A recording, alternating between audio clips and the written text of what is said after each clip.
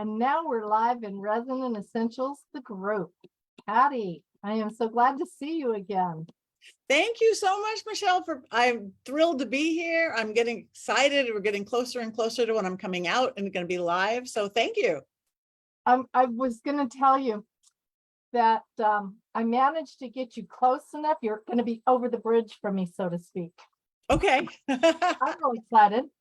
I can't wait. You're all set up with your accommodations, and you're going to be here on the Thursday, the 21st. Okay, perfect. Last time we talked about all the things that the classes do and everything. This time I'd really like for people to get to know you, because I think you're one of the most special people in the world. Nobody's always this joyful unless they have magic in their life. Yeah, that is true, because I was not always this joyful. It is very much true. So I will gladly give you my little story of how you get here. And it's really not that hard. It isn't that hard. It's choices, which we know everything is choices. So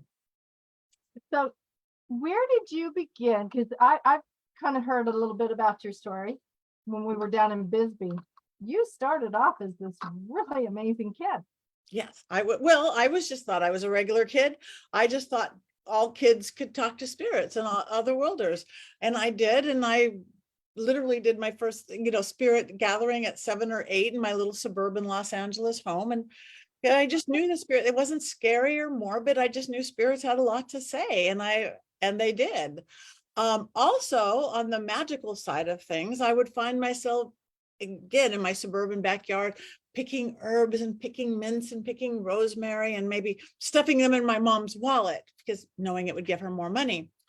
She didn't quite get that. It's like, no, that's not money, that's rosemary. It's like, no, it's money. And years later you study apothecary, no, I was right. It's in us. I really think it's in all of us. We just don't notice it. Everything gets taught out of us in our modern, non-mystical modern society. Everything is left brain importance, but we have all this knowledge, and which could be joy of life and manifestation and whatever we want, or struggle. We choose it with every thought.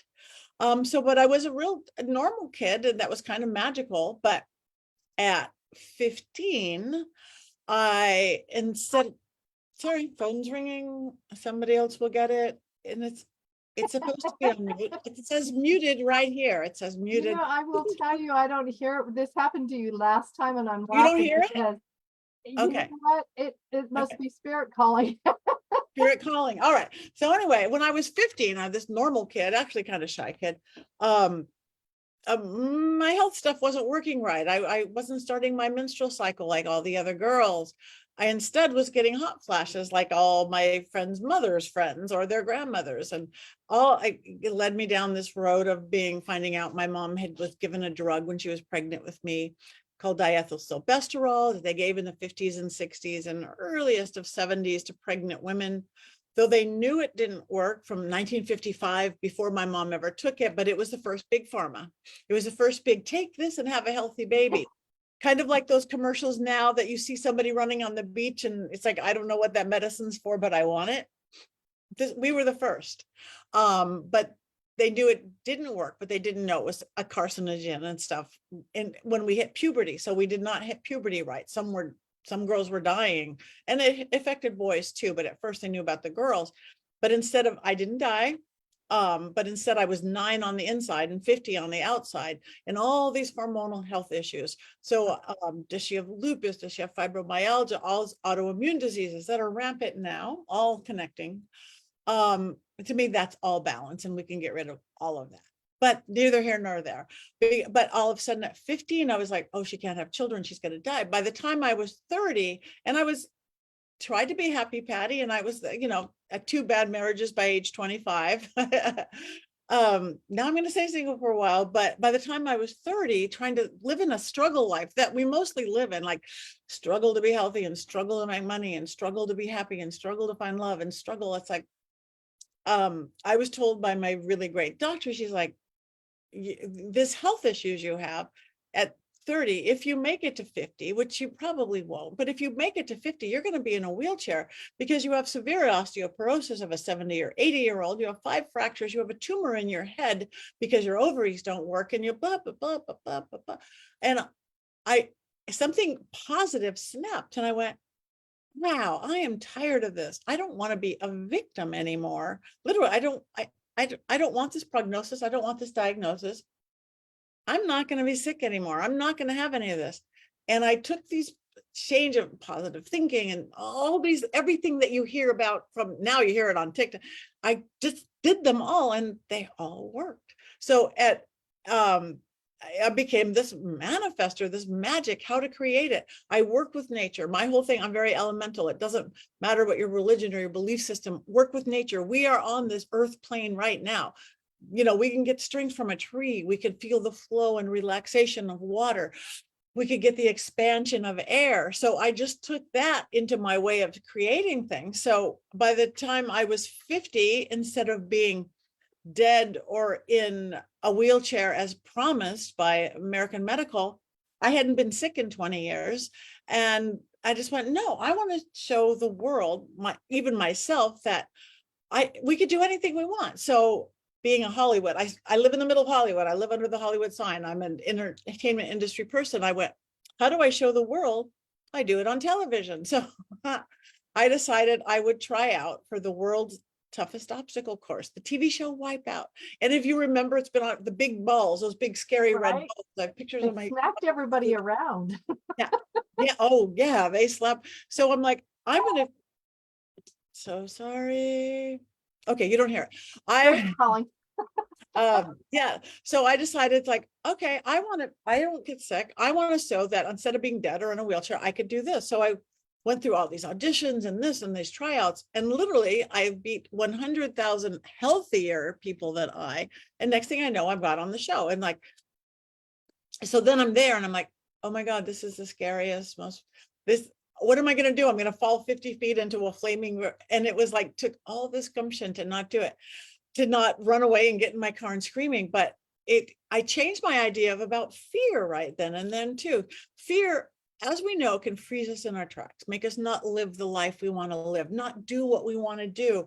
Fear can make us like not make that phone call or not try, or fear's $1 million industry that I live in the, we pay money to ride roller coasters and see scary movies and watch TV shows. So the same fear that could go, I'm not going to make that call. We're going to go, I'm going to ride the roller coaster. What if we flipped it, that perspective?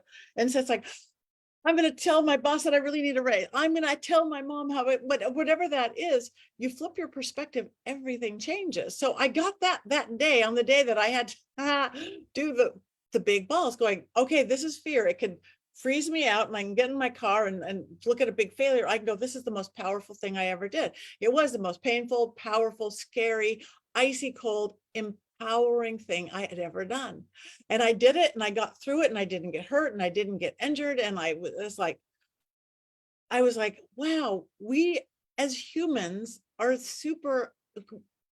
we're superhumans. We can do anything we really do believe. Right now, I think we have to do it within the laws of physics a little bit. But I think soon when we use that other 90% of our brain, we'll be able to float and break the laws of physics, I think.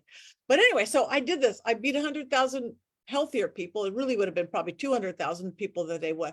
And I go, okay, now what can I do to prove that this way of living your fullest life, cranking it up to 11, what else can I do? I've done the physical. Okay. Well, my husband won't let me in the kitchen. I got kicked out of home ec in high school.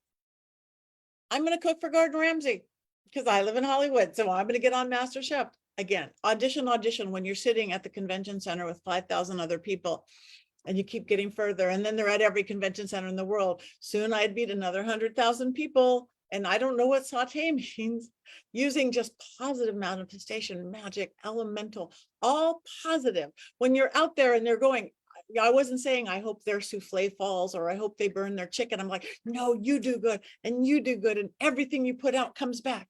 And it came back and it shined this big old spotlight. And next thing I know, I beat another 100 and something thousand people. And I'm cooking for Gordon Ramsay, Joe Bastianich, and Graham. other scariest thing I've ever done. You're in the Master Chef kitchen going chicken, going, oh my God, look what I did. I'm so scared I could run. No, I'm going to face this and change everything. So I go, okay, that could have been a fluke. But it's not a Did your fluke. husband let you back in the kitchen? Well, sometimes, but even I still they give me salads to make, but again, I'm I talking know about that if that's my own personal chef, so I get it. Go ahead. that's your own personal chef. It's like, oh, maybe I don't want to learn that. Right, Um, there's a lot that you already know. Why do you have to learn that too? exactly. That's exactly. I use my herbs in my In a apothecary. different way. Whole I other get it. thing. But then I'm like, okay, I've done the physical thing that actually for medical doc said I did this thing, this kicked out. I go, I want to just still prove that we honestly can do anything we believe we can. Mind, body, spirit. You have to believe it, you have to take action, and you have to have the faith or magic behind it. The faith or magic behind it is what I teach in everything that I'm going to be teaching in those courses, how to do that with ease and grace. So anyway, I go, okay, I've done Master Chef, I've done Wipeout, and I'm watching TV and I go, I'm going to be on America's Got Talent because I have no talent for, I'm an okay dancer. But I can't sing. It's like, Thank you so much. okay, 100,000 people later, I am rolling on the floor with Howie Mandel, making a beautiful fool of myself. You got to keep comedy in your life. You got to keep and Right.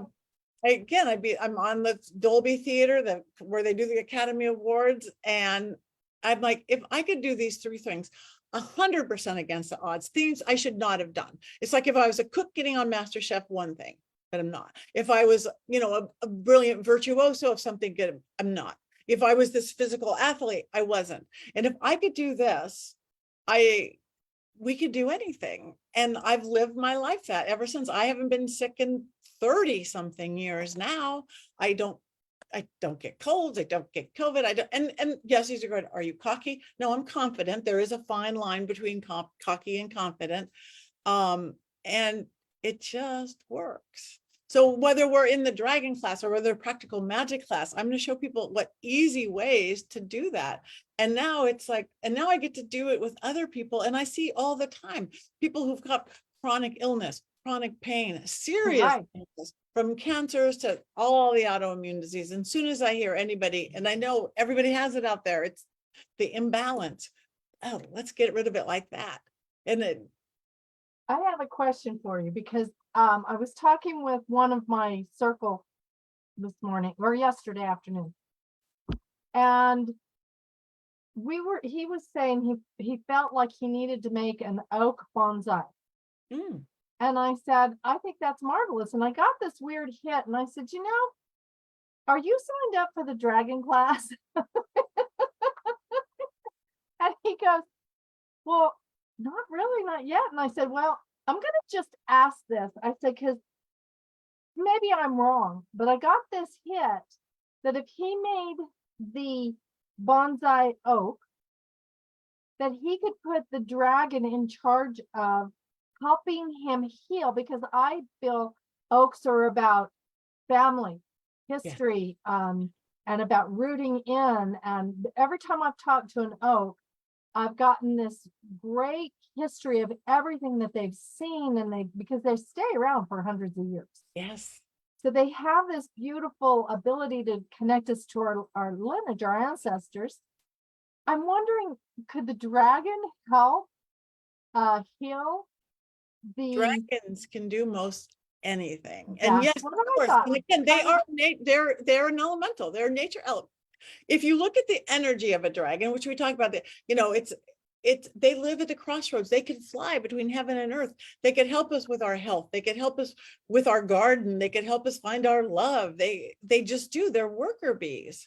Can they be over there with his oak, protecting and helping him understand the family lineage?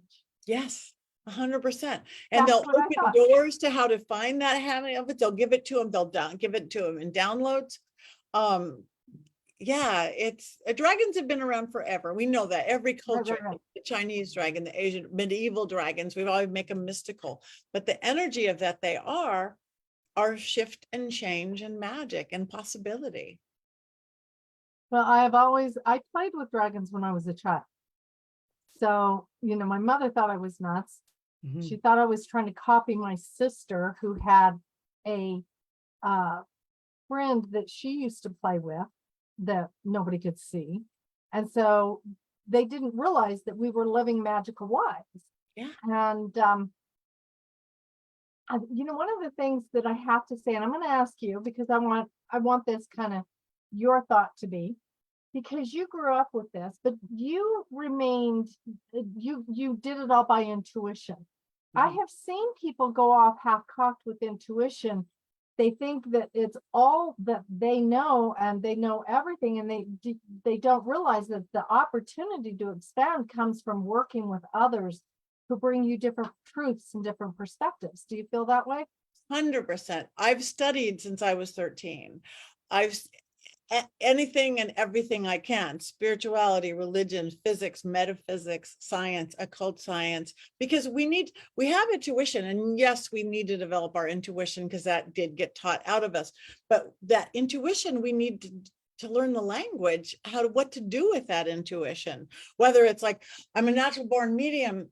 Yeah, but if you study how to do mediumship correctly, then you're not going to guide them with your own personal belief systems. Then you're not going to get interrupted in things. Whether you're a healer, you have your Reiki, you have whatever you're doing.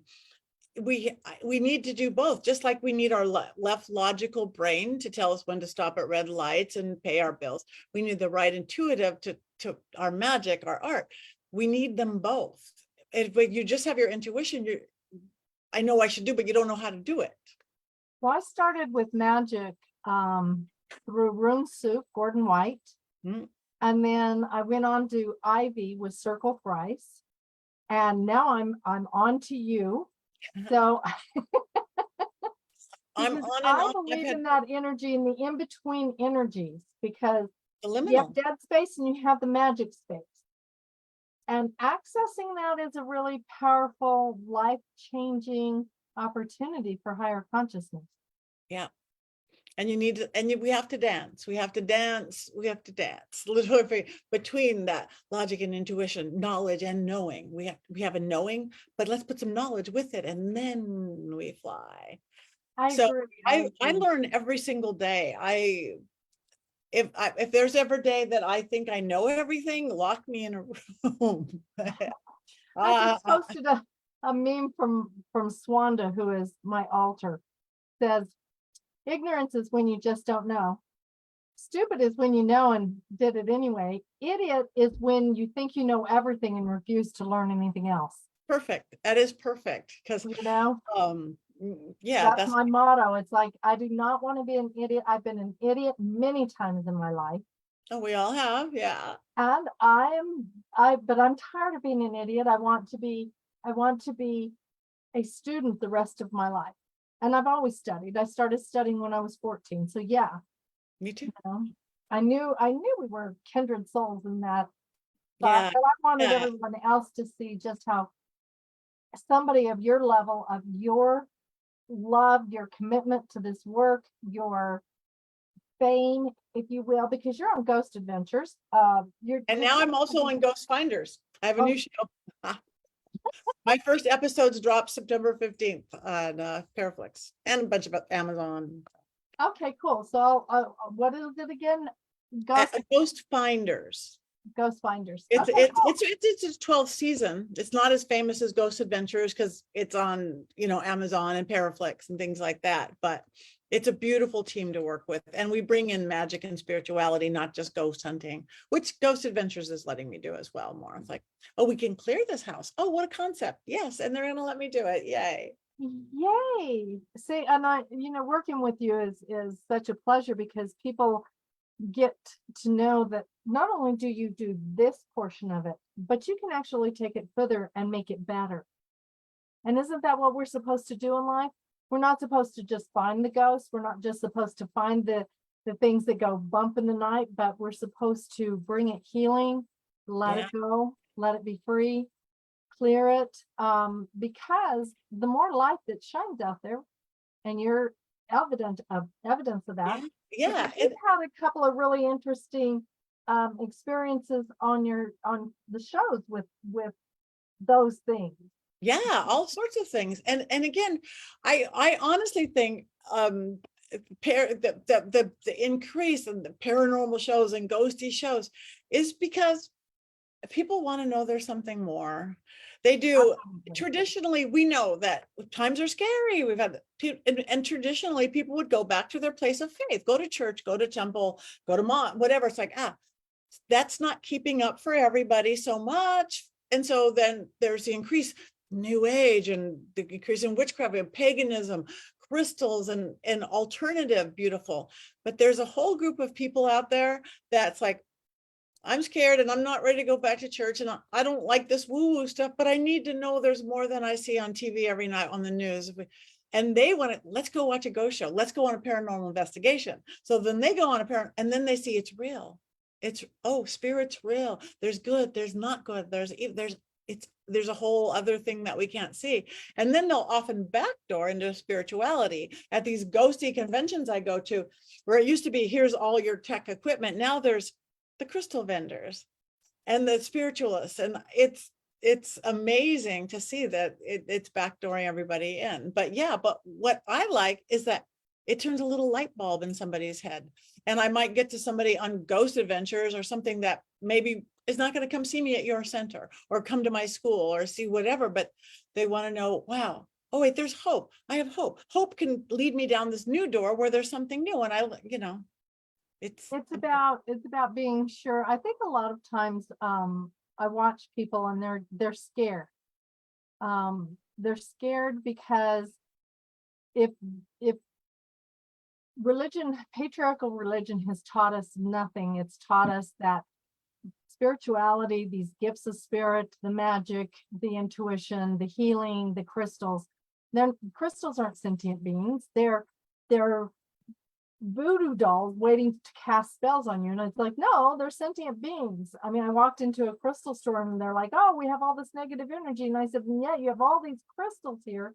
Why are you not asking your crystals to power up and clear your store? I mean, because even though people are selling them, they don't honor them or respect them. right. And I think that that's one of the things that's so beautiful about what you're doing, because you're not letting people get away with it's evil, it's this. You're like, no, we're not doing that. No, yeah, no. And again, society did that, religion did that everything has to be the left brain logic, and we took away the magic. We took art out of schools. Their math down when we have to feed that. Well, and I think that was just a way to control people, make them, when you take somebody's creativity away, you leave them as little drones, and it's not. So I want everybody to know, this is their opportunity to play before Halloween.